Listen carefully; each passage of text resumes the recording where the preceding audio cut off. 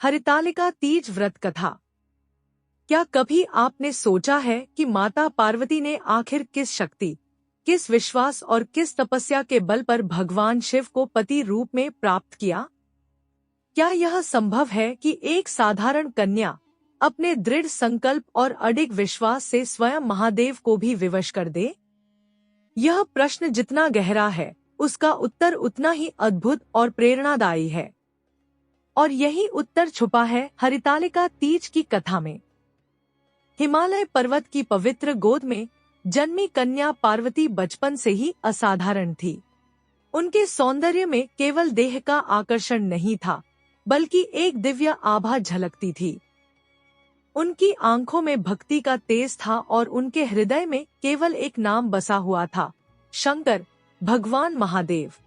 पार्वती बचपन से ही भगवान शिव की लीलाओं और उनकी महिमा को सुनती आई थी। उन्होंने सुना था कि महादेव ही सृष्टि के संहारक हैं, पर साथ ही वे ही करुणामयी और भक्तवत्सल भी हैं।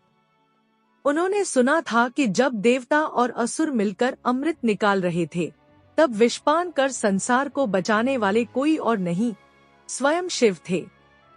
और जब उन्होंने यह कथा सुनी, तब उनकी कोमल आंखों में आंसू छलक आए थे। उन्होंने उसी क्षण मन ही मन संकल्प लिया था, मैं केवल शिव को ही अपने पति रूप में स्वीकार करूंगी। लेकिन संसार इतना सरल नहीं होता। समय बीता, पार्वती युवावस्था में पहुंची। उनका सौंदर्य और गुण देखकर सभी देवता, ऋषि और राजा उनके वर बनने की इच्छा करने लगे। यहाँ तक कि स्वयं भगवान विष्णु ने भी हिमवान से विवाह का प्रस्ताव रखा। हिमवान का हृदय तो पिता का हृदय था। वे अपनी पुत्री के लिए सबसे श्रेष्ठ वर चाहते थे और उन्हें लगा कि विष्णु से उत्तम वर कोई और नहीं हो सकता।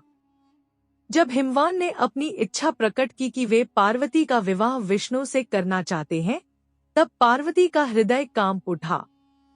वह जानती थी कि पिता की इच्छा को टालना आसान नहीं है, लेकिन क्या वे अपने संकल्प से पीछे हट सकती थीं?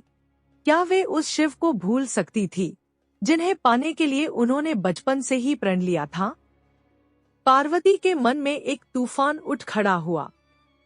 इसी बीच उनकी सखी ने उन्हें चेतावनी दी, पार्वती, तुम्हारे पिता ने निर्णय कर लिया है। विवाह की तैयारी होने लगी है। यदि तुमने अब भी कुछ नहीं किया, तो तुम्हें विष्णु के साथ विवाह के बंधन में बांध दिया जाएगा। यह सुनकर पार्वती का हृदय जैसे थम गया। वह मौन हो गई। फिर उनकी आंखों में दृढ़ता की चमक आई। उन्होंने अपनी सखी से कहा, मैं अपने पिता का विरोध खुले शब्दों में नहीं कर सकती, लेकिन मैं अपने संकल्प से पीछे भी नहीं हट सकती। मुझे शिव चाहिए, केवल शिव। और यदि यह मार्ग कठिन है, तो मैं कठिनाई से जूझना जानती हूँ। तभी उनकी सखी ने सलाह दी, तो फिर आओ, हम इस महल को छोड़ दें। चलो घने वन में चलें। वहाँ कोई बंधन नहीं होगा, केवल तुम्हारा संकल्प और तुम्हारी तपस्या होगी। उस रात चंद्रमा की शीतल रोशनी में पार्वती अपनी सखी के साथ महल से निकल पड़ी। वे चलती रहीं, नदियों को पार करती हुई, पहाड़ियों से गुजरती हुई, गहरे जंगल में उतरती गईं। जंगल का वातावरण भयावह था।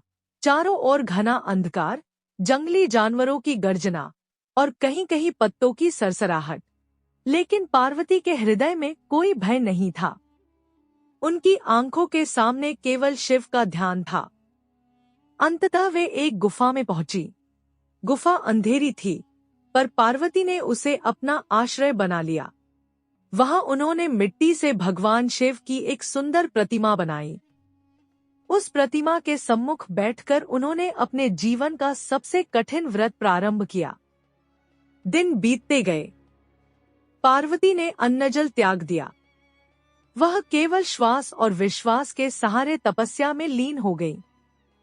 कभी वे ध्यानमग्न होकर शिव का नाम जपती, कभी प्रतिमा पर पुष्प चढ़ाती, कभी आंसुओं से अपनी व्यथा व्यक्त करती।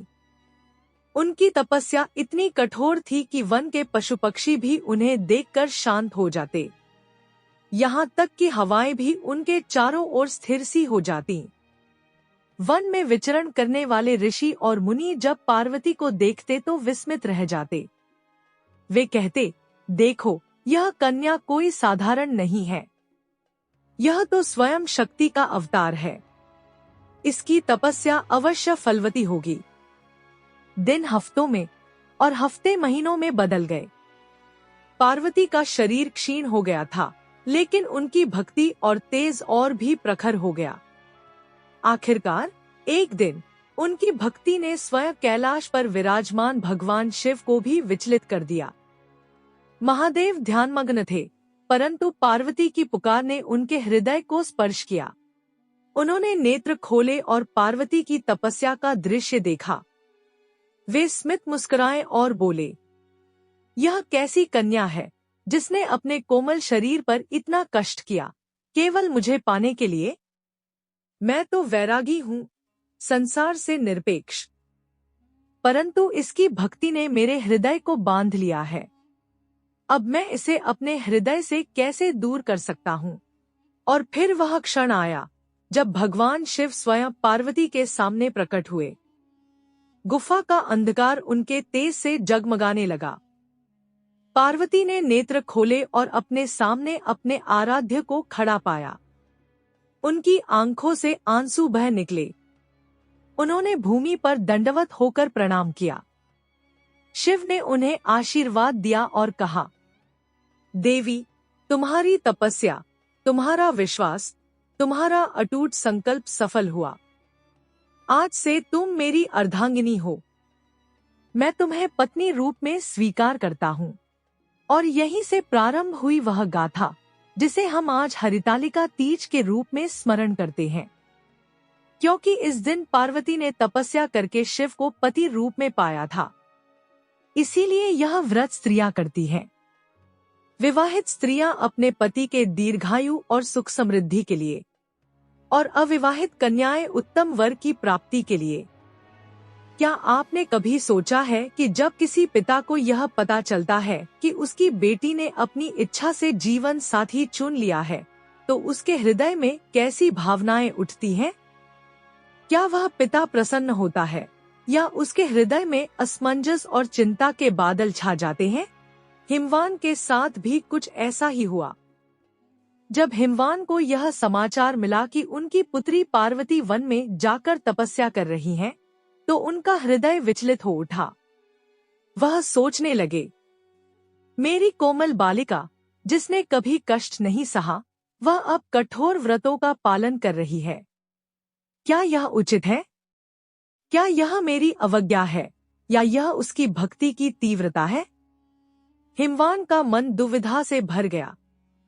इस बीच पार्वती की तपस्या की चर्चा चारों ओर फैल चुकी थी।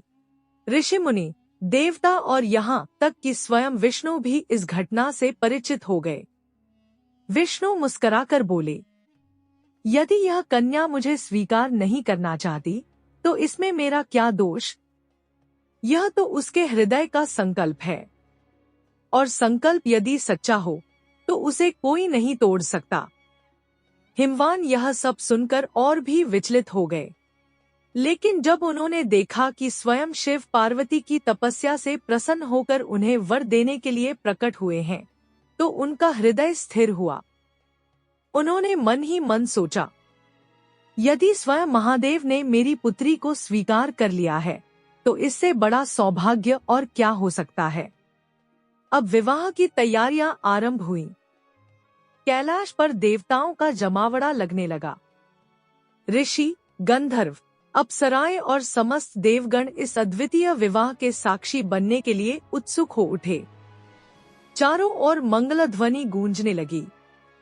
दुर्लभ पुष्पों की वर्षा होने लगी।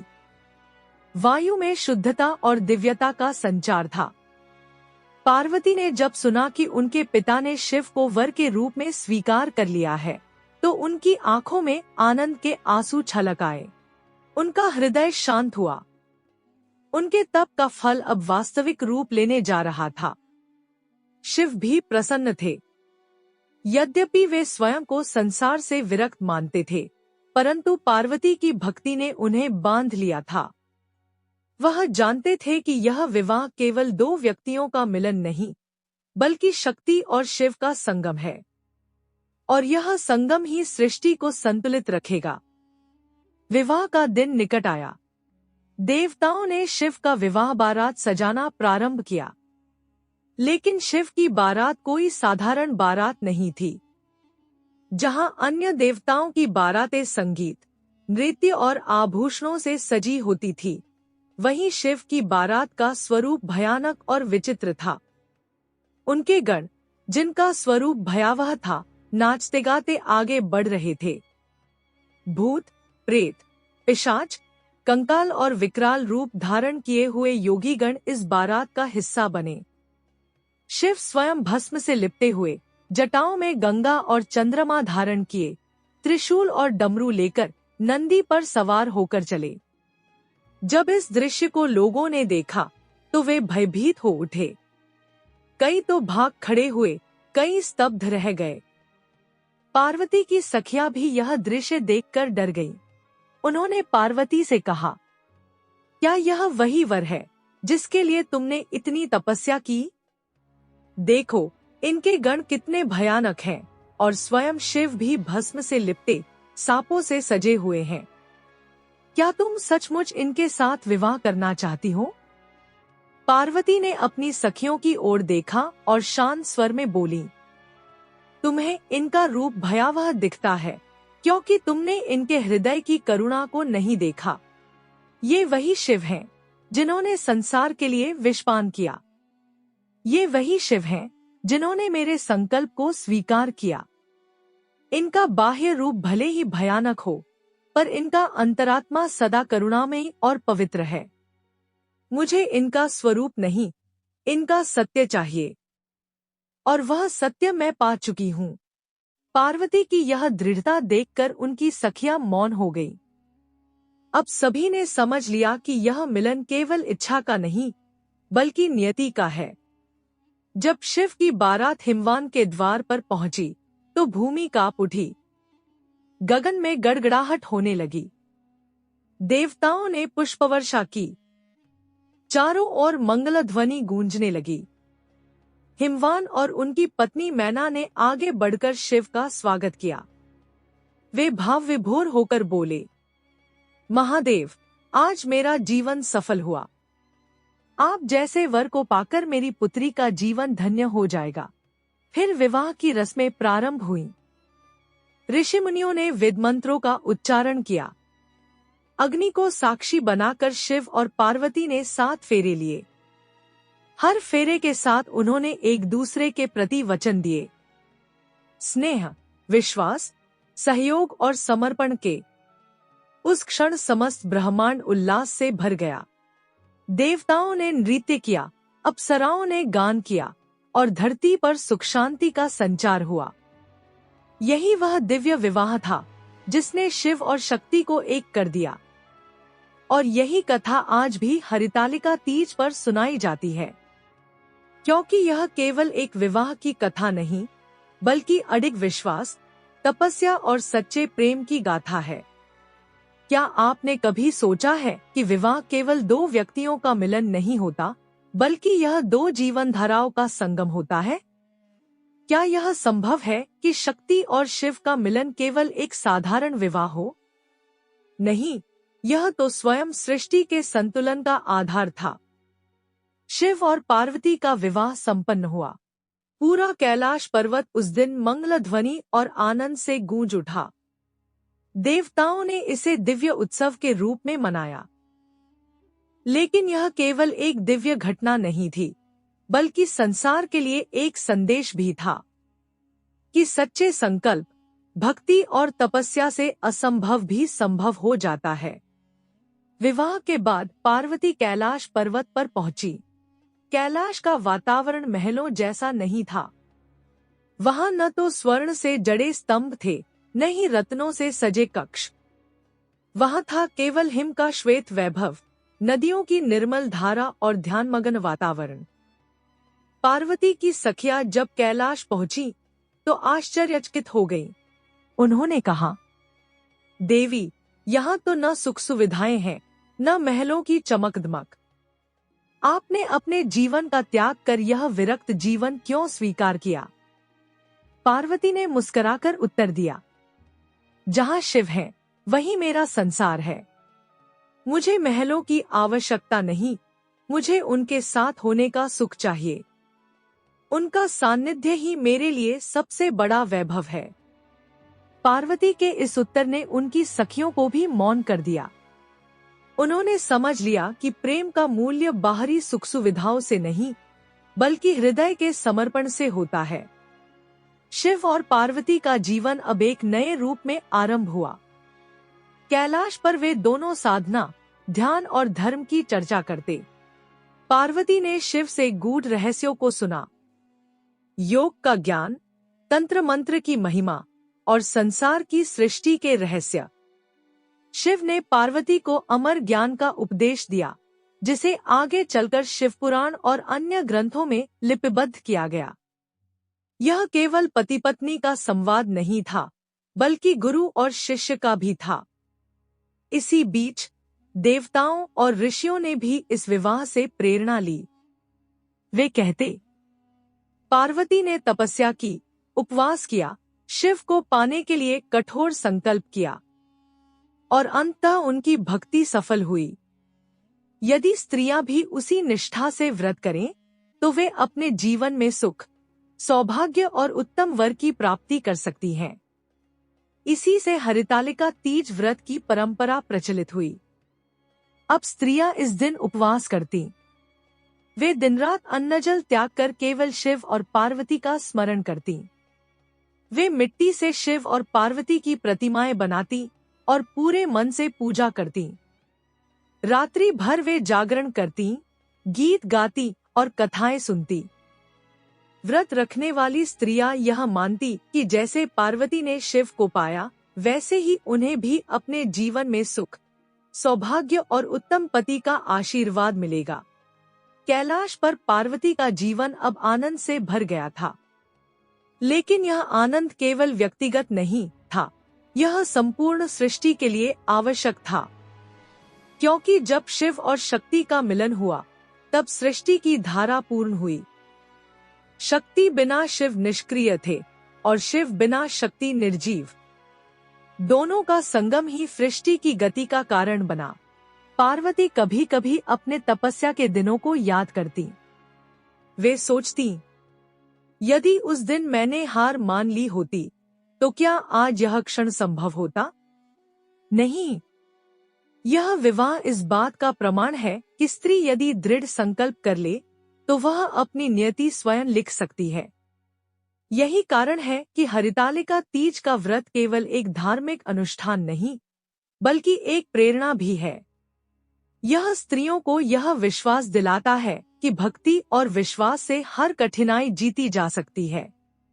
अब विवाह के बाद शिव और पार्वती ने साथ मिलकर अनेक दिव्य कार्य किए। उन्होंने संसार को धर्म का मार्ग दिखाया, संतुलन का संदेश दिया। उन्होंने यह स्पष्ट कर दिया कि जीवन केवल संन्यास या भोग नहीं, बल्कि दोनों का संतुलन है। पार्वती के साथ शिव ने गृहस्थ जीवन का उदाहरण प्रस्तुत किया। उन्होंने बताया कि भक्ति और परिवार दोनों को साथ लेकर चलना ही सच्चा धर्म है। यह कथा सुनकर स्त्रियां भाव विभोर हो जाती। वे कहती, यदि माता पार्वती इतनी कठिन तपस्या कर सकती हैं, तो हम भी इस व्रत को पूरे विश्वास से निभाएंगी। क्योंकि यह केवल व्रत नहीं, बल्कि स्त्री की शक्ति, उसकी श्रद्धा और उसके प्रेम का प्रतीक है। इस प्रकार हरितालिका तीज केवल पर्व नहीं, बल्कि शिव पार्वती के प्रेम और मिलन की गाथा है। और यही गाथा आज भी पीढ़ी दर पीढ़ी सुनाई और निभाई जाती है। क्या आपने कभी सोचा है कि एक दिन की तपस्या, एक रात का व्रत और एक कथा सुनना इतना महत्वपूर्ण क्यों माना जाता है? क्यों यह विश्वास किया जाता है कि इस व्रत से स्त्री के जीवन में सुख, सौभाग्य और प्रेम स्थायी हो जाता है? इस प्रश्न का उत्तर छुपा है उसी कथा में, जिसे हर वर्ष श्रावण मास की शुक्ल पक्ष की तृतीया को महिलाएं याद करती हैं। विवाह के बाद जब पार्वती कैलाश पर्वत पर रहने लगी, तब उन्होंने अपनी सखियों को अपने जीवन की वह स्मृति सुनाई। उन्होंने कहा, मेरी बहनों, यह विवाह यूं ही नहीं हुआ। इसके पीछे तपस्या का लंबा मार्ग है, कठिनाइयों से भरा हुआ रास्ता है। जिस दिन मैंने अपने पिता की इच्छा के विरुद्ध जाकर वन में कदम रखा, उसी दिन से यह कथा प्रारंभ हुई। उस समय मेरे पास केवल विश्वास था, न कोई सुख सुविधा, न कोई आश्रय। लेकिन मैंने मिट्टी से शिव की प्रतिमा बनाई, अन्नजल त्याग दिया और केवल उनका स्मरण किया। वह तपस्या इतनी कठिन थी कि कभी कभी मेरा शरीर टूटने लगता, आंखें अंधकार में डूब जाती, हृदय कांपने लगता। परंतु उस क्षण मैं केवल एक ही नाम जपती, शिव। और जब उनकी करुणा ने मेरी पुकार सुनी, तभी मेरा जीवन सफल हुआ। पार्वती की यह कथा सुनकर उनकी सखियां भावविभोर हो गई। उन्होंने कहा, देवी, यदि हम भी ऐसा व्रत करें, यदि हम भी आपका अनुकरण करें, तो क्या हमें भी अपने जीवन में सुख और सौभाग्य मिलेगा? पार्वती ने मुस्कुराकर उत्तर दिया, निश्चय ही। यदि स्त्री पूरे मन से, विश्वास और निष्ठा से यह व्रत करे, तो उसका जीवन मंगलमय होता है। यह व्रत केवल पति की दीर्घायु या उत्तम वर की प्राप्ति का साधन नहीं, बल्कि आत्मबल और विश्वास का प्रतीक है। तभी से हर वर्ष यह व्रत मनाया जाने लगा। स्त्रियां इस दिन प्रातः स्नान कर अपने घर को सजाती। वे मिट्टी से शिव और पार्वती की मूर्तियां बनाती। फिर पूरे दिन निर्जल उपवास रखती, अन्न, जल, फल कुछ नहीं। वे मानती कि जैसे पार्वती ने तपस्या कर शिव को पाया, वैसे ही वे भी अपने जीवन को पवित्र और सुदृढ़ बना सकती हैं। संध्या होते ही स्त्रियां एकत्र होकर कथा सुनती। वे गीत गाती, शिव और पार्वती की महिमा का गुणगान करती। उनके मधुर स्वर से वातावरण गूंज उठता। फिर रात भर जागरण होता। स्त्रियां हंसी खुशी लोकगीत गाती, एक दूसरे को कथा सुनाती। कभी कभी गांव की वृद्ध महिलाएं इस कथा को इतना सुंदर ढंग से सुनाती कि सभी स्त्रियां भावुक हो उठती। कथा सुनने के बाद सभी स्त्रियां प्रार्थना करती, हे गौरी माता, जैसे आपने शिव को पति रूप में पाया, वैसे ही हमें भी अपने जीवन में उत्तम सुख और सौभाग्य प्राप्त हो। हमारे परिवार में शांति बनी रहे, हमारे पतियों की दीर्घायु हो और अविवाहित कन्याओं को उत्तम वर मिले। किंवदंती है कि इस दिन व्रत करने वाली स्त्री को कभी भी वैधव्य का दुख नहीं सहना पड़ता। यदि वह विवाहित है, तो उसका दाम्पत्य जीवन सुखमय होता है। यदि वह अविवाहित है, तो उसे ऐसा पति मिलता है जो उसके जीवन का सच्चा साथी हो। रात्रि का समय इस व्रत का सबसे महत्वपूर्ण अंग होता है। स्त्रियां दीपक जलाकर पूरी रात जागती हैं। वह मानती हैं कि जागरण का अर्थ है अपने हृदय को सदैव जागृत रखना, अपने संकल्प को कभी न सोने देना। जब रात गहराती है, तब गीतों की आवाज धीमी हो जाती है, परंतु वातावरण में भक्ति का प्रवाह और भी गाढ़ा हो जाता है। उस क्षण हर स्त्री अपने हृदय में माता पार्वती का ध्यान करती है और उनके तप को स्मरण करती है। सुबह होते ही व्रत का समापन होता है। स्त्रियां पूजा कर शिव पार्वती को भोग लगाती है। फिर वे जल ग्रहण कर व्रत खोलती हैं। लेकिन उनके हृदय में इस व्रत की स्मृति सदैव बनी रहती है। वे जानती हैं कि यह केवल एक अनुष्ठान नहीं, बल्कि उनके जीवन की प्रेरणा है। समय बीतता गया, युग बदलते गए, परंतु हरितालिका तीज की परंपरा आज भी उतनी ही सजीव है। आज भी गांव-गांव, नगर-नगर में स्त्रियां यह व्रत करती हैं। आज भी गीत गाए जाते हैं, शिव गौरी अमर रहें, दाम्पत्य जीवन मंगलमय रहे। आज भी यह कथा सुनाई जाती है कि कैसे पार्वती ने तपस्या कर शिव को पाया। हरितालिका तीज केवल पूजा का दिन नहीं, बल्कि स्त्रियों की शक्ति, विश्वास और प्रेम का उत्सव है। यह दिन यह सिखाता है कि यदि नारी चाहे, तो अपने संकल्प से स्वयं नियति को भी बदल सकती है। क्या आपने कभी सोचा है कि जब हिमवान अपनी पुत्री पार्वती के लिए बार बार विवाह का प्रस्ताव लाने लगे, तो माता पार्वती का हृदय किस प्रकार का द्वंद्व झेलता होगा? एक और पिता की इच्छा, दूसरी ओर हृदय की गहराइयों में बसते भगवान शिव की छवि। इस भाग में हम उस भावनात्मक संघर्ष और माता पार्वती के अटल संकल्प की कथा को सुनेंगे। हिमालय की विशाल चोटियों पर जब शीतल पवन बहती थी, तो मानो हिमवान के मन में भी एक नई हलचल उठती थी। वे अपनी पुत्री के लिए श्रेष्ठ वर की खोज में लगे रहते। राजाओं, ऋषियों और देवताओं तक से विवाह प्रस्ताव आते थे।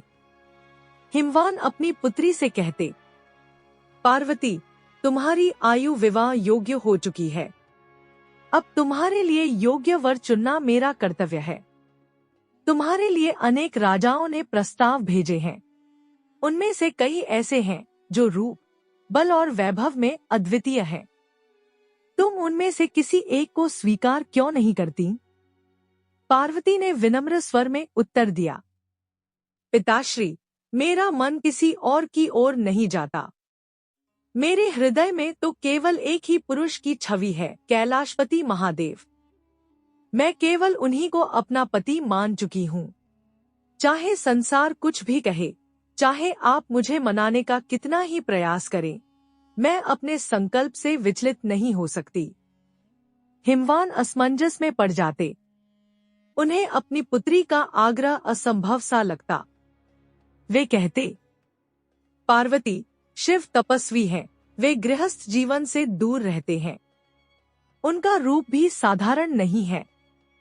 जटाओं में गंगा, शरीर पर भस्म, गले में सर्प, वस्त्र के रूप में बाघंबर। क्या तुम सच में ऐसे वर को अपने जीवन साथी के रूप में स्वीकार कर सकोगी? पार्वती ने दृढ़ स्वर में कहा, हाँ पिताश्री, मैंने मन, वचन और कर्म से स्वयं को केवल महादेव को समर्पित कर दिया है। उनकी भस्म मुझे चंदन से अधिक प्रिय है। उनके नाग मुझे आभूषण से अधिक सुंदर लगते हैं। उनके चरणों में जो शांति है, वही मेरे जीवन का लक्ष्य है। मैं उनसे ही विवाह करूंगी, चाहे इसके लिए मुझे कितनी ही कठिन तपस्या क्यों न करनी पड़े। हिमवान को पुत्री की यह जिद असंभव और अस्वीकार्य प्रतीत होती। वे सोचते, पार्वती भोली है, उसे संसार का अनुभव नहीं। शिव जैसे योगी को पति बनाना उचित नहीं है। इसलिए उन्होंने एक दिन पार्वती से कहा, पुत्री, तुम्हारा मोह छोड़ो। मैं तुम्हारे लिए इंद्र जैसे देवताओं के भी प्रस्ताव ला सकता हूँ। संसार में शिव को भूतों प्रेतों का स्वामी कहा जाता है। क्या तुम उनके साथ प्रसन्न रह सकोगी? तुम्हारा सौंदर्य, तुम्हारा तेज, तुम्हारी कोमलता सब व्यर्थ हो जाएगा। पार्वती ने शांत किंतु दृढ़ स्वर में उत्तर दिया, पिताश्री, संसार चाहे कुछ भी कहे, मेरे लिए शिव ही परम पति हैं। आप उन्हें भूतों के स्वामी कहते हैं, पर मेरे लिए वे समस्त ब्रह्मांड के स्वामी हैं। उनके चरणों में ही सच्चा सुख है। आप चाहे कितने भी प्रस्ताव लाए, मैं उन्हें स्वीकार नहीं करूंगी। हिमवान बार बार पुत्री को समझाने लगे। पार्वती के लिए यह समय बहुत कठिन था। एक ओर पिता का स्नेह और आज्ञा, दूसरी ओर अपने अटल संकल्प की आंच। एक दिन हिमवान ने कठोर स्वर में कहा, यदि तुम मेरी आज्ञा नहीं मानोगी तो मैं तुम्हें किसी और से विवाह के लिए बाध्य कर दूंगा। तुम्हारे हठ से हमारे वंश की प्रतिष्ठा पर आंच आएगी। यह सुनकर पार्वती का हृदय व्याकुल हो उठा। वे जान गईं कि पिता की दृष्टि में उनका तप और संकल्प व्यर्थ समझा जा रहा है। उस रात उन्होंने गहन ध्यान किया और भगवान शिव से प्रार्थना की, हे महादेव, यदि आप सचमुच मेरे हृदय के स्वामी हैं, तो मुझे शक्ति दीजिए कि मैं अपने संकल्प पर अडिग रह सकूं। मेरी भक्ति की परीक्षा कठिन होती जा रही है, किंतु मैं विचलित नहीं होना चाहती। इसी समय उनकी सखी सुहृदाएं उनके पास आईं। उन्होंने पार्वती की व्याकुलता देखी और पूछा, प्रिय सखी, तुम्हारे चेहरे पर इतनी चिंता क्यों? तुम्हारे नेत्रों में अश्रु क्यों भरे हैं? पार्वती ने सारी बात उन्हें बताई। तब उनकी सखियों ने उन्हें समझाया, यदि पिता तुम्हें जबरन किसी और से विवाह के लिए बाध्य करेंगे तो तुम्हारे संकल्प का क्या होगा? तुम्हें इस समय अपनी आस्था की रक्षा करनी होगी। तुम्हें कोई ऐसा मार्ग खोजना होगा जिससे तुम पिता की आज्ञा से बच सको और अपने तप को सफल बना सको। इन्हीं सखियों की सलाह से पार्वती ने एक महत्वपूर्ण निर्णय लिया। उन्होंने तय किया कि वे अपने पिता के घर से निकलकर गहन वन में जाएंगी, जहां वे भगवान शिव की आराधना और कठोर तपस्या करेंगी। उनका यह निर्णय आसान नहीं था। एक और पिता का घर, माता का स्नेह, सुरक्षित जीवन, दूसरी ओर घोर वन, तप की कठिनाइयां और अनिश्चित भविष्य। किंतु पार्वती ने मन ही मन निश्चय कर लिया था, मैं शिव को प्राप्त करूंगी, चाहे इसके लिए मुझे सब कुछ क्यों न छोड़ना पड़े। और यहीं से हरितालिका तीज व्रत की मुख्य कथा का नया अध्याय आरंभ होता है, जब माता पार्वती अपनी सखियों की सहायता से हिमवान के घर से निकलती हैं और गहन वन में तपस्या करने जाती हैं। क्या आपने कभी यह सोचा है कि जब माता पार्वती ने अपने हृदय की साधना और तपस्या से भगवान शिव को पति रूप में प्राप्त कर लिया, तब उनके विवाह का दृश्य कैसा रहा होगा? वह क्षण कैसा रहा होगा जब हिमालय की धरती पर स्वयं महादेव बारात लेकर पहुँचे? और उस दिन ने हरितालिका तीज व्रत की कथा को इतना महान क्यों बना दिया कि आज भी करोड़ों स्त्रियां इसे जीवन भर निभाती हैं? हिमालय पर्वत की पवित्र भूमि पर उत्सव का वातावरण था। स्वर्णिम आभा से चारों ओर का आकाश चमक रहा था। देवताओं और ऋषियों की सभा सजी थी। चारों ओर वेद मंत्रों की गूंज थी। माता पार्वती, जिन्होंने युगों तक तपस्या की थी, अब अपने मन के अरमान को पूरा होते देख रही थी। उनकी आंखों में आंसू थे, पर यह आंसू विरह के नहीं, आनंद के थे। भगवान शिव बारात लेकर हिमालय नगरी पहुँचे। उनके साथ भूत प्रेत, गण, गंधर्व, देवता सभी उपस्थित थे। वरमाला के समय जब माता पार्वती ने अपने हाथों से महादेव के गले में फूलों की माला डाली, तो संपूर्ण सृष्टि में आनंद का उत्सव मनाया गया। यह वही क्षण था जिसके लिए उन्होंने जन्मों जन्मों की तपस्या की थी। लेकिन प्रश्न यह उठता है, हरितालिका तीज का व्रत इसी विवाह से क्यों जुड़ा है? क्योंकि यह व्रत केवल पति की लंबी आयु और दाम्पत्य सुख के लिए नहीं है, बल्कि यह उस अटूट विश्वास, उस अडिग श्रद्धा का प्रतीक है जो माता पार्वती ने शिव को पाने के लिए दिखाया था। उन्होंने यह दिखाया कि स्त्री यदि मन से दृढ़ संकल्प कर ले तो ब्रह्मांड की कोई भी शक्ति उसे रोक नहीं सकती। इस व्रत में महिलाएं निर्जल और निराहार रहकर माता पार्वती का ध्यान करती हैं। वे यह कामना करती हैं कि उनके दाम्पत्य जीवन में वैसा ही सुख और सौंदर्य हो जैसा शिव और पार्वती के मिलन में है। व्रत की रात को स्त्रियां जागरण करती हैं, गीत गाती हैं, कथाएं सुनती हैं और अपने जीवन की कठिनाइयों को भुलाकर मां गौरी में अटूट विश्वास रखती हैं। अब कल्पना कीजिए उस प्रथम हरितालिका तीज की। पार्वती जी अपने सखियों संग बैठी हैं।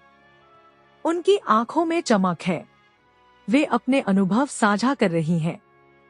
वे कह रही हैं, स्त्रियों, यदि तुम सच्चे मन से तप करोगी, यदि तुम अपने पति के लिए त्याग और श्रद्धा रखोगी, तो तुम्हारा वैवाहिक जीवन सदैव सुखमय होगा। यह व्रत केवल इच्छा पूरी करने का नहीं, बल्कि आत्मबल और विश्वास जगाने का माध्यम है। उनके ये शब्द युगों युगों तक गूंजते रहे। और यही कारण है कि आज भी हर सावन भाद्रपद में स्त्रियां यह व्रत करती हैं, चाहे वे भारत में हो या विश्व के किसी कोने में। लेकिन कहानी यहीं खत्म नहीं होती। विवाह के बाद भी माता पार्वती का जीवन केवल आनंदमय नहीं था। उनके जीवन में कई बार परीक्षाएं आईं और हर बार उन्होंने अपने साहस और समर्पण से उन परीक्षाओं को पार किया। शिव पार्वती का दाम्पत्य जीवन हम सबके लिए एक आदर्श है, जहां समानता, श्रद्धा और विश्वास की नींव पर परिवार खड़ा है।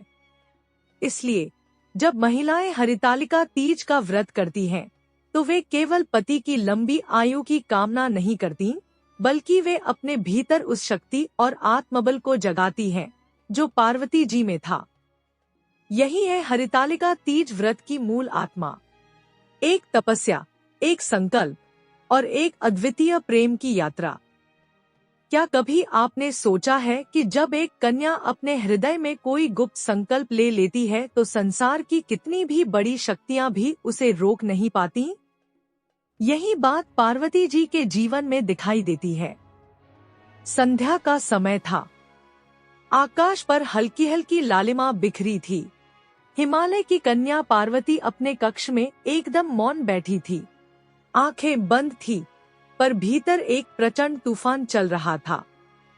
उनके पिता हिमवान का आदेश था कि वह आज ही विष्णु से विवाह के लिए हाँ कर दें।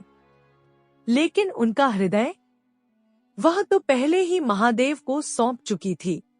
मैं किसी और को अपना वर कैसे मान लूं? उनके अंतर्मन की पुकार गूंज उठी। इसी उथल-पुथल में उनकी प्रिय सखी उनके पास आई। उसने धीमे स्वर में कहा, स्वामिनी, आपके पिता के आदेश का उल्लंघन करना आसान नहीं है, लेकिन यदि आपके हृदय में शिव ही बसे हैं, तो फिर क्यों किसी और के बंधन में जकड़ना? पार्वती ने सखी की ओर देखा। उनकी आंखों में आंसू थे, पर उन आंसुओं के भीतर अटूट दृढ़ता छिपी थी। सखी, यदि मुझे अपने जीवन का बलिदान भी देना पड़े, तो भी मैं शिव के अतिरिक्त किसी और का वरण नहीं करूंगी। सखी ने उनका हाथ थाम लिया और बोली, तो फिर आपको निर्णय करना होगा। इस बंधन से निकलना होगा। आइए, मैं आपको इस परिस्थिति से दूर ले चलती हूँ। उस रात, जब हिमालय के महल में सब निद्रा में थे, पार्वती अपनी सखी के साथ चुपचाप निकल पड़ी। पहाड़ों की पगडंडियां, घने जंगल और चंद्रमा की शीतल रोशनी सब उनके कदमों का साक्षी बन गए। पग पग पर उन्हें लगता था जैसे स्वयं प्रकृति उनका मार्ग प्रशस्त कर रही हो। पेड़ों की शाखाएं झुककर उन्हें आशीर्वाद दे रही थी। हवा धीरे धीरे बह रही थी, मानो कह रही हो, जा कन्या, अपने सत्य की ओर बढ़। लंबी यात्रा के बाद वह दोनों एक गुप्त गुफा तक पहुंची। यह गुफा एकांत में थी, जंगल के बीच, जहां किसी का आना जाना नहीं था। यहीं पर पार्वती ने निश्चय किया कि वह शिव को पाने के लिए तपस्या करेंगी। उन्होंने अपने आभूषण उतार दिए, राजसी वस्त्र त्याग दिए और केवल वृक्षों के पत्तों से तन ढक लिया। उनका संकल्प था, मैं यहाँ व्रत और उपवास करूंगी। जब तक शिव स्वयं मुझे वरण नहीं करेंगे, मैं इस तपस्या से नहीं हटूंगी। उनकी तपस्या आरंभ हुई।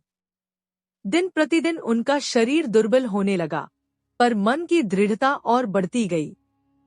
वह भोजन का त्याग कर चुकी थी, केवल जल और फल से कभी कभी अपने प्राणों को बनाए रखती, कभी तो निर्जल रहकर दिन रात शिव का ध्यान करती। उनका संकल्प ही उनकी शक्ति बन गया। वह भूमि पर बैठकर आंखें मूंद लेती और जप करती, नमः शिवाय, नमः शिवाय। पार्वती के इस त्याग और तप ने स्वयं देवताओं को भी विचलित कर दिया। आकाशवाणी होने लगी कि एक कन्या अपने प्राणों की बाजी लगाकर शिव को पाने का प्रण कर चुकी है। देवगण एकत्र हुए और सोचने लगे, यदि पार्वती का यह संकल्प पूरा हुआ, तो संसार में भक्ति और दृढ़ता की मिसाल अमर हो जाएगी। इसी तप के बीच पार्वती ने हरितालिका व्रत का आरंभ किया।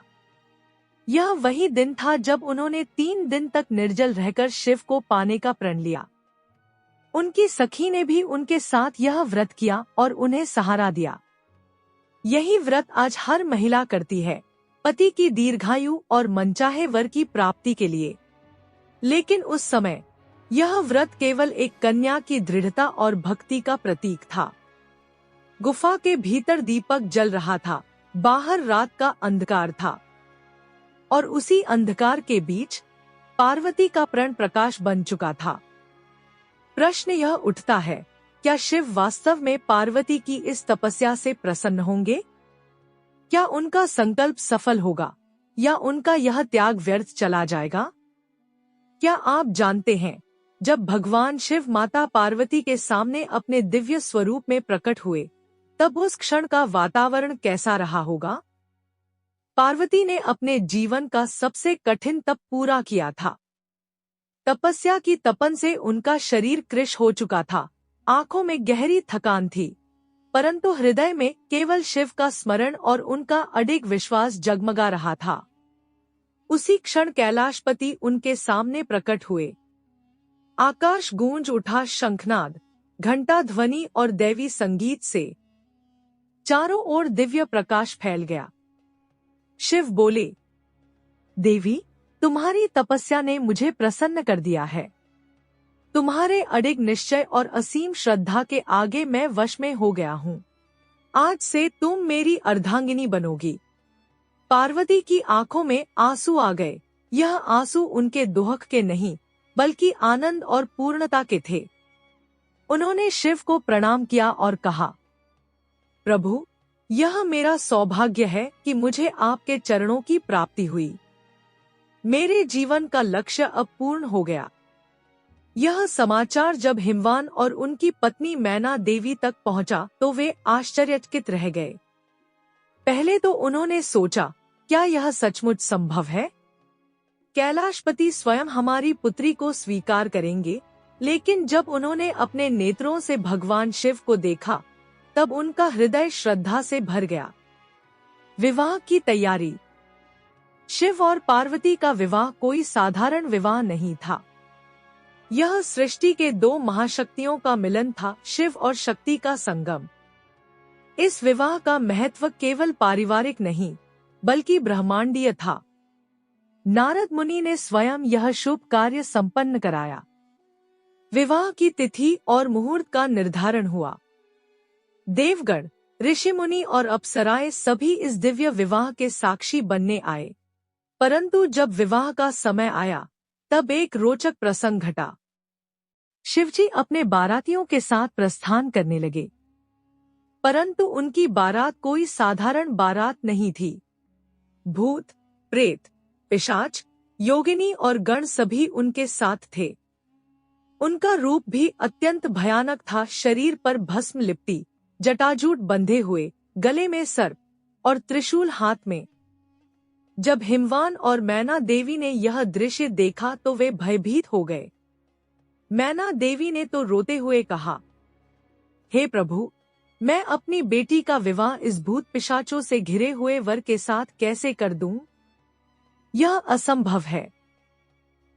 उस समय पार्वती ने अपनी मां का हाथ थाम लिया और कहा, मां, मत डरो। यह वही महादेव हैं, जिन्हें पाने के लिए मैंने वर्षों तप किया है। इनका स्वरूप भले ही भयानक प्रतीत हो, पर इनका हृदय असीम करुणा और प्रेम से भरा है। ये ही वह आदर्श पति हैं, जिनकी मैंने कामना की थी। पार्वती की दृढ़ता देखकर मैना देवी का भय धीरे धीरे शांत हुआ। तभी शिव ने अपना दिव्य और सौम्य रूप धारण किया। वे सुंदर वर के रूप में प्रकट हुए। गले में सर्प की जगह मणिमाला, भस्म की जगह चंदन का लेप और जटाओं से बहता हुआ गंगाजल। अब तो पूरा वातावरण आनंदमय हो उठा। देवताओं ने पुष्प वृष्टि की और सभी ने मिलकर हर हर महादेव का जयघोष किया। हिमालय पर्वत पर ही यह दिव्य विवाह संपन्न हुआ। विवाह के समय स्वयं ब्रह्मा जी ने मंत्रोच्चार किया, विष्णु जी ने कन्यादान किया और सभी देवताओं ने मिलकर इस पवित्र बंधन को प्रमाणित किया। शिव ने पार्वती का हाथ थामकर कहा, देवी, आज से तुम मेरी अर्धांगिनी हो। हम दोनों मिलकर इस सृष्टि का संचालन करेंगे। तुम बिना मैं अधूरा हूँ और मैं बिना तुम। पार्वती ने विनम्र स्वर में कहा, स्वामी, यही मेरे जीवन का सबसे बड़ा सौभाग्य है। अब मैं सदैव आपके साथ रहूंगी। उस क्षण ब्रह्मांड का संतुलन पूर्ण हुआ। शिव और शक्ति का यह संगम केवल पारिवारिक बंधन नहीं, बल्कि यह जगत की आधारशिला बन गया। हरितालिका व्रत का महत्व। कहा जाता है कि इसी तपस्या और विवाह की स्मृति में हरितालिका तीज का व्रत रखा जाता है। इस दिन स्त्रियां निर्जल रहकर तप करती हैं, जैसे पार्वती ने किया था। वे भगवान शिव और पार्वती की पूजा करती हैं और अपने दाम्पत्य जीवन की सुख समृद्धि और अटल सौभाग्य की कामना करती हैं। कहा भी जाता है, जो स्त्री इस दिन हरितालिका तीज का व्रत करती है, उसे कभी विधवा दुख नहीं सहना पड़ता और उसे अखंड सौभाग्य की प्राप्ति होती है। क्या आपने कभी सोचा है कि जब माता पार्वती ने भगवान शिव को पति रूप में पाने के लिए अपना सब कुछ त्याग दिया था, तब उस तपस्या का प्रभाव केवल उनके जीवन तक ही सीमित रहा या संपूर्ण सृष्टि पर भी पड़ा? यह सवाल हर उस स्त्री के मन में उठता है जो हरितालिका तीज का व्रत करती है। अब तक आपने देखा कि माता पार्वती ने कैसे अपनी सखियों के साथ वन में जाकर कठोर तप किया, अन्नजल का त्याग किया और भगवान शिव को पति रूप में पाने का संकल्प लिया। माता के इस तप की आभा अब आकाश और धरती तक फैलने लगी थी। वन में दिन रात बीतते जा रहे थे। हवा की सरसराहट, पेड़ों की छांव और पक्षियों की चहचहाहट मानो माता पार्वती की तपस्या के गीत गा रही थी। उनके शरीर का तेज इतना प्रखर हो चुका था कि देवगण भी उनके समीप आकर उनके तप को नमन करते थे। देवलोक में इंद्र और अन्य देवगण चिंतित थे। वे जानते थे कि माता पार्वती का तप केवल व्यक्तिगत संकल्प नहीं है, बल्कि सृष्टि के कल्याण के लिए भी आवश्यक है। वे एक दूसरे से कहने लगे, यदि माता का यह व्रत सफल होता है और महादेव माता को स्वीकार करते हैं, तभी संसार में संतुलन बना रहेगा। इधर कैलाश पर्वत पर भगवान शिव भी ध्यानमग्न थे, लेकिन उनके हृदय में एक प्रश्न उठ रहा था। क्या पार्वती वास्तव में तपस्या की शक्ति को समझती हैं? क्या वह केवल पति पाने की इच्छा से तप कर रही हैं, या वास्तव में उनका संकल्प अडिग और शुद्ध है? यही सोचकर शिवजी ने माता की परीक्षा लेने का निश्चय किया। एक दिन माता पार्वती तप में लीन थी। तभी एक वृद्ध सन्यासी उनके सामने प्रकट हुए। वे कोई साधारण सन्यासी नहीं थे, बल्कि स्वयं भगवान शिव ने अपना रूप बदला था। उन्होंने हंसते हुए कहा, हे कन्या, तुम यहाँ इस तप में क्यों लीन हो? किसकी आराधना कर रही हो? क्या तुम्हें ज्ञात नहीं कि शिव तो स्मशान में रहने वाले, भस्म धारण करने वाले, नागों को गले में पहनने वाले हैं? उनका कोई गृहस्थ जीवन नहीं है। ऐसे योगी को पति रूप में पाने का विचार कैसा है? माता पार्वती ने विनम्रता से उत्तर दिया, स्वामी, आप जो कह रहे हैं सब सत्य है, परंतु मेरे मन में भगवान शिव के अतिरिक्त किसी और का स्थान नहीं है। उनका स्वरूप चाहे जैसा भी हो, वे सृष्टि के स्वामी हैं। मैं तो जन्म जन्मांतर तक उन्हें ही अपना पति मान चुकी हूँ। सन्यासी मुस्कुराए। उनकी आंखों में संतोष था। वह कोई और नहीं, स्वयं महादेव थे। फिर शिवजी ने अपने असली रूप में प्रकट होकर कहा, उमा देवी, तुम्हारी भक्ति, तुम्हारा तप और तुम्हारा अटल संकल्प मुझे प्रसन्न कर चुका है। आज से तुम मेरी अर्धांगिनी हो। तुम्हारे बिना मैं अधूरा हूँ। यह सुनकर माता पार्वती के नेत्रों में आनंद के आंसू भर आए। यह वह क्षण था जब उनकी तपस्या सफल हुई। इस कथा का महत्व। कहा जाता है कि उसी दिन से हरितालिका तीज व्रत का प्रारंभ हुआ। माता पार्वती ने यह व्रत अपनी सखियों के साथ मिलकर किया था। इसलिए इस दिन विवाहित और अविवाहित महिलाएं माता की तरह कठोर व्रत करके शिवजी का आशीर्वाद प्राप्त करती हैं। यह कथा हमें बताती है कि प्रेम, विश्वास और दृढ़ निश्चय से असंभव भी संभव हो जाता है। हर स्त्री जब यह व्रत करती है तो वह केवल पति की लंबी आयु के लिए नहीं, बल्कि अपने वैवाहिक जीवन की शांति और सुख के लिए भी तप करती है। क्या आपने कभी सोचा है कि जब एक स्त्री अपने संकल्प में अटल रहती है, तो उसकी तपस्या से स्वयं भगवान भी बंध जाते हैं। हरितालिका तीज की कथा का यह अंतिम और सबसे पवित्र भाग यही सिखाता है। जब पार्वती ने कठोर तप किया तो उनकी देह जर्जर हो चुकी थी, परंतु उनके मन की दृढ़ता पर्वत के समान अडिग थी। वे दिन रात केवल शिव का ध्यान करती, कभी उपवास करती, कभी पत्ते त्याग देती। अंत में तो केवल वायु पर ही जीवित रहने लगी। उनकी तपस्या से समस्त त्रिलोक कांप उठा।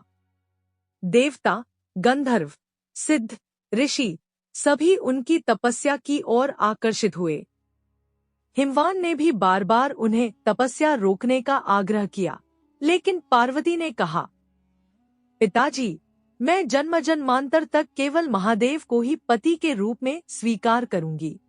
यदि वे मुझे प्राप्त नहीं होंगे तो मैं जीवन भर अविवाहित रहूंगी। देवर्षि नारद स्वयं शिव के पास गए और उन्हें पार्वती की तपस्या के बारे में बताया। वे बोले, हे महादेव, पार्वती ने कठोर व्रत रखा है। उन्होंने हर सांस में केवल आपका नाम जपा है। वे आपसे ही विवाह करना चाहती हैं। शिव मुस्कुराए और बोले, मैं उनकी भक्ति से प्रसन्न हूँ। जब कोई स्त्री अपने संकल्प में इतनी अडिग हो कि मृत्यु भी उसे विचलित न कर सके, तो शिव क्यों न बंध जाएं? इसके बाद शिव ने पार्वती की तपस्या का स्थल चुना। वे योगी के रूप में वहां पहुंचे। उनके शरीर पर भस्म लगी थी, गले में नाग लिपटे थे, हाथ में त्रिशूल था। जब पार्वती ने उन्हें देखा तो वे आनंदित हुईं। उन्होंने उनकी आराधना की और पुष्प अर्पित किए। शिव ने कहा, पार्वती, तुम्हारी तपस्या से मैं प्रसन्न हूँ। आज से तुम मेरी अर्धांगिनी होगी। तुम्हारा नाम शक्ति के रूप में अमर रहेगा। तुम्हारे बिना मैं अधूरा हूँ, और जो भी स्त्री तुम्हारी भांति हरितालिका व्रत करेगी, उसे उत्तम पति, अखंड सौभाग्य और अटल सुहाग प्राप्त होगा। उस क्षण आकाश से पुष्पों की वर्षा हुई। देवगण झूम उठे। हिमवान ने भी प्रसन्न होकर अपनी पुत्री का विवाह महादेव से किया। उसी दिन से पार्वती हरितालिका तीज व्रत की जननी बन गई। कहा जाता है कि इस व्रत का आरंभ इसी दिन से हुआ। स्त्रियां हर साल भाद्रपद शुक्ल तृतीया को यह व्रत करती हैं। वे निर्जला रहकर भगवान शिव और माता पार्वती की पूजा करती हैं और उनसे यही आशीर्वाद मांगती हैं कि उनका सुहाग अखंड रहे, पति दीर्घायु हों और जीवन में सुख समृद्धि बनी रहे। इस कथा से यह शिक्षा मिलती है कि निष्ठा, श्रद्धा और अटूट विश्वास से असंभव भी संभव हो सकता है। पार्वती जी ने यह सिद्ध कर दिया कि जब एक स्त्री अपनी आस्था को तपस्या का रूप देती है, तो स्वयं भगवान भी उसकी इच्छाओं को पूरा करने आते हैं। आज भी लाखों महिलाएं इस व्रत को करती हैं। वे रात भर जागरण करती हैं, गीत गाती हैं और शिव पार्वती के मिलन का स्मरण करती हैं। उन्हें विश्वास है कि जैसे माता पार्वती को शिव प्राप्त हुए, वैसे ही उन्हें भी उत्तम और सौभाग्यशाली जीवन प्राप्त होगा। तो बहनों, यही है हरितालिका तीज की पावन कथा। एक कथा जो हमें यह सिखाती है कि विश्वास और दृढ़ता से जीवन के हर कठिन मार्ग को जीता जा सकता है। और यही वह शक्ति है जिसने माता पार्वती को जगत जननी और अर्धांगिनी बनाया।